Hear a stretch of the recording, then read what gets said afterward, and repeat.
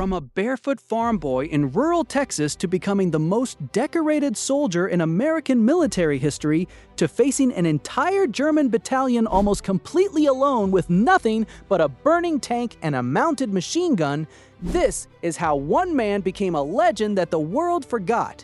And spoiler, while some soldiers died screaming and terrified, Audie Murphy faced down approximately 250 enemy soldiers and never once backed down. In fact, he was so fearless that his commanding officers could barely believe what they were witnessing. But first, let's start from the very beginning, because to understand how a scrawny kid from nowhere became the toughest soldier America has ever produced, we need to understand where he came from. In 1924, in the small, forgotten town of Kingston, Texas, a baby named Audie Murphy was born into a level of poverty that's almost impossible to imagine today. His family didn't just struggle, they were destitute. His father worked as a sharecropper, which means he literally rented land from someone else just to survive. His mother, Josie, was a woman of incredible strength, but even her strength had limits. Audie was the sixth of 12 children. 12! Their house was falling apart. Their land produced barely enough to eat. Money? They didn't have money. Shoes? Most of the kids didn't have shoes. They grew up running barefoot through the Texas dust, eating whatever they could grow or hunt, wearing clothes that were patched so many times you couldn't see the original fabric anymore. By 1935, when Audie was just 11 years old, his father abandoned the family completely. He just left, disappeared. And suddenly, Audie's mother had to somehow keep 11 children alive on her own. She took work wherever she could find it, cleaning houses, washing clothes, doing manual labor in the Texas heat. Josie Murphy worked herself literally to death trying to keep her children alive. In 1941, when Audie was just 17 years old, his mother died. Not from disease or accident, she died from sheer exhaustion. Her body just gave up. And when she died, something shifted in young Audie Murphy. He became the man of the house overnight. He had 10 younger siblings who depended on him. He had no money, no education, no prospects. He was supposed to become another forgotten sharecropper like his father. But in 1942, everything changed. The United States entered World War II, and suddenly the military was desperately recruiting young men. Audie Murphy walked into a military recruiting office as a 17-year-old looking for a way out. He was looking for purpose. He was looking for meaning. He was looking for a place where a poor farm boy could become something more than his circumstances. And here's the thing that makes this story so incredible. The military almost rejected him. The Marine Corps looked at this scrawny kid. Audie Murphy stood only 5 feet 7 inches tall and weighed barely 112 pounds and said no. They said he was too small. The paratroopers said no, too fragile, too weak. But the United States Army didn't care about his size. They needed soldiers, and this kid had something in his eyes that suggested he wasn't going to quit. In January 1943, Audie Murphy officially became a soldier. Private Audie Murphy. The sharecropper's kid who couldn't afford shoes was now wearing a military uniform and carrying a rifle. And for the next 2 years, almost nobody noticed him. Here's what's fascinating about Audie Murphy's early military service. He was absolutely forgettable. He wasn't the guy soldiers talked about after missions. He wasn't the guy officers recommended for promotions. He was quiet. He was polite. He was easy to overlook. Other soldiers would serve alongside him and barely remember his name a week later. He was just another soldier in a sea of soldiers, and during a world war with thousands of combat operations happening simultaneously, being forgettable is actually an advantage because it means you're not getting killed doing something stupid and attention-grabbing. Murphy served with the 15th Infantry Regiment, and he participated in major campaigns in Sicily and Italy from 1943 to 1944. These weren't minor skirmishes. These were major military operations where hundreds of soldiers died in single days. Murphy saw combat constantly. He saw friends die in his arms. He saw men get torn apart by machine gun fire. He saw soldiers step on mines and literally disappear. He saw the absolute worst that humanity could do to itself. And each time, something inside him refused to break. Other soldiers would freeze in combat. That's actually extremely common. When bullets start flying, the human brain sometimes just shuts down. Fight, flight, or freeze. And for many soldiers, the freeze response kicked in. But not for Audie Murphy. Every single time, he moved forward. When the command came to advance, he advanced. When the shells came falling down, he took cover, waited, and then got back up. His commanding officers started to notice something different about this quiet farm boy. There was a calmness about him in the face of death that was unusual for someone so young. There was a focus, a determination, a complete absence of fear. Some soldiers said it looked like he was at peace even when death was everywhere around him. But no one, absolutely no one, predicted what was about to happen. Because what Murphy did next would become the single greatest example of individual valor in United States military history. And it happened on a single day, in a single hour. January 26, 1945, France, the Colmar Pocket near the Rhine River. The weather was cold, the ground was frozen, the sky was gray. Audie Murphy's company was advancing through German-occupied territory as part of a larger military offensive. They were supposed to push forward, clear out the remaining German positions, and establish a new defensive line. It was supposed to be routine. It was supposed to be straightforward. It was absolutely none of those things. As Murphy's company advanced across open ground, German artillery suddenly opened up. Not a few shells, an absolute barrage. Shells exploding everywhere, sending shrapnel and dirt flying through the air. The entire landscape erupted into chaos. And then, when the American soldiers tried to take cover and organize, German machine gun fire started coming in from multiple positions. Hundreds of German soldiers were dug in across the landscape. Not just a squad, not just a platoon. An entire German battalion, roughly 250 soldiers, well supplied, well positioned, and absolutely determined to stop the American advance.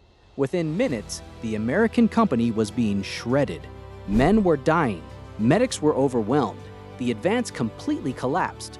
Murphy's commanding officer made the only logical decision: retreat. Fall back to the tree line, get to cover, regroup, and try again later. Most of the soldiers ran.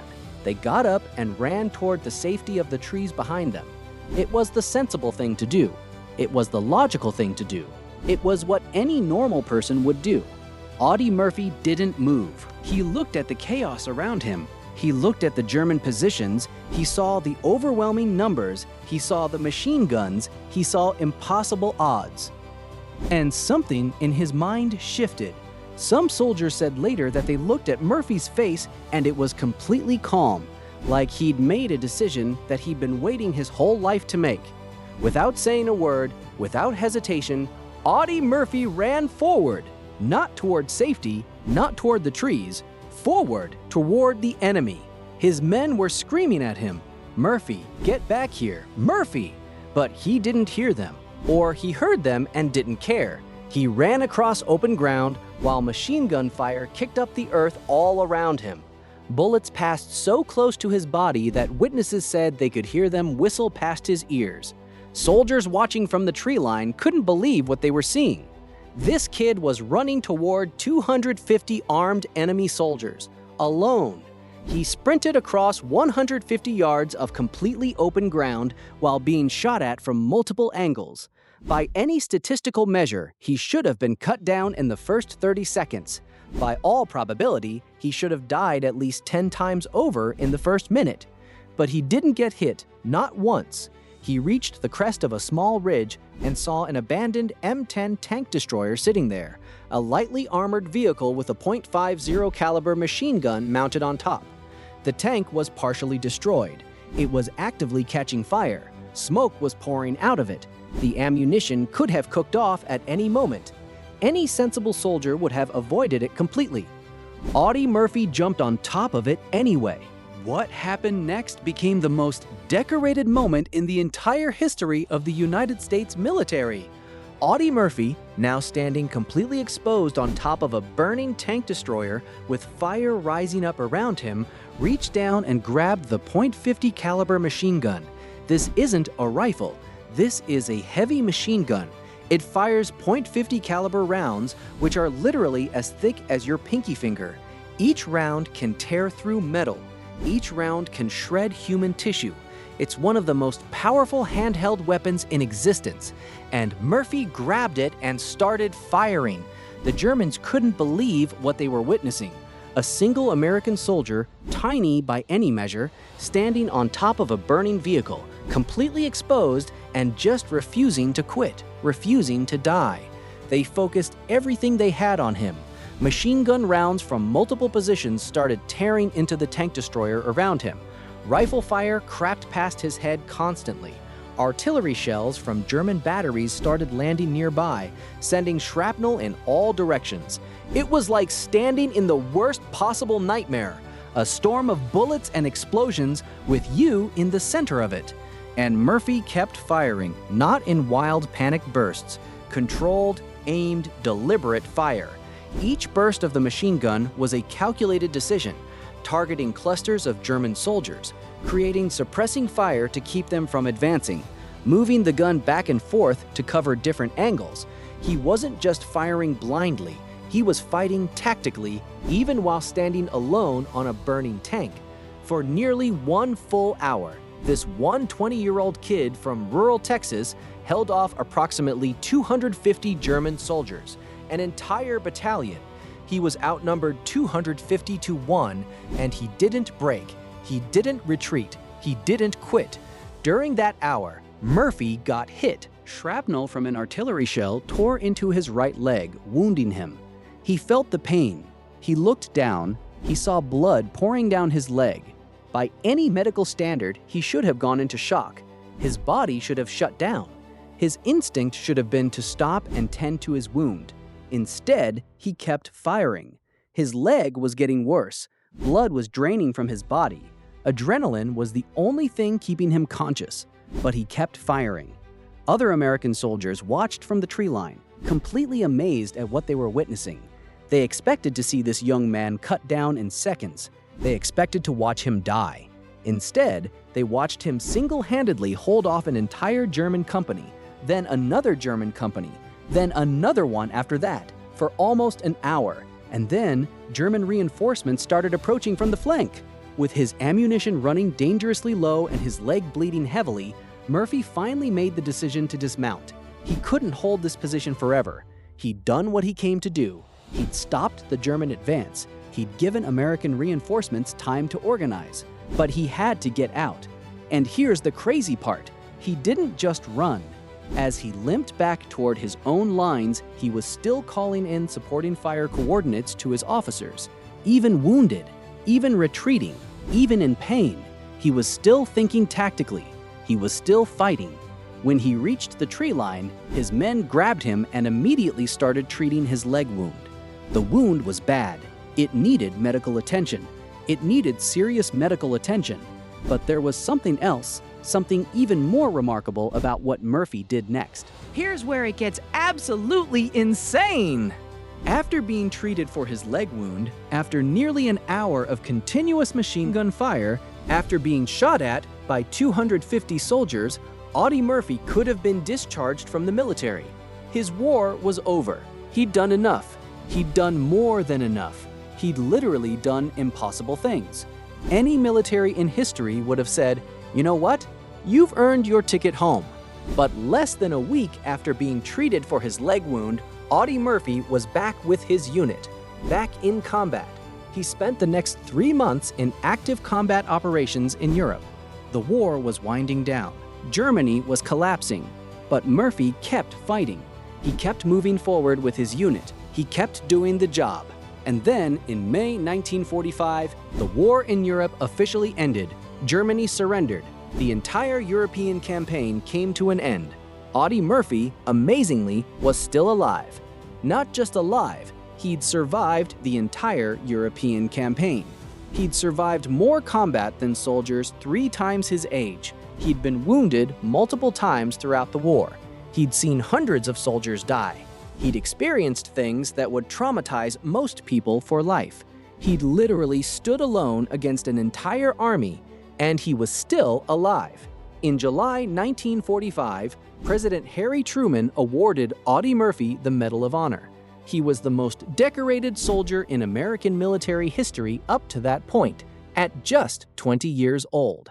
The medals kept coming: the Silver Star, the Bronze Star, 2 Purple Hearts, the Distinguished Service Cross.